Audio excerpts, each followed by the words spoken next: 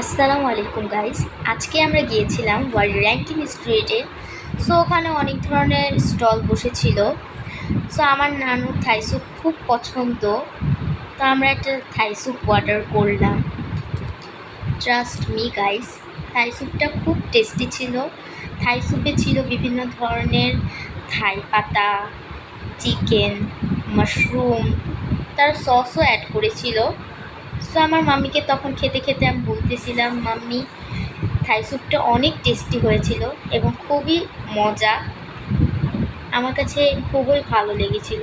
So guys, আপনাদের কাছে যদি আমার এই ছোট্টখাটো ভিডিওটা যদি ভালো লেগে থাকে তাহলে আপনারা সাবস্ক্রাইব, লাইক, কমেন্ট করতে একদমই ভুলবেন না।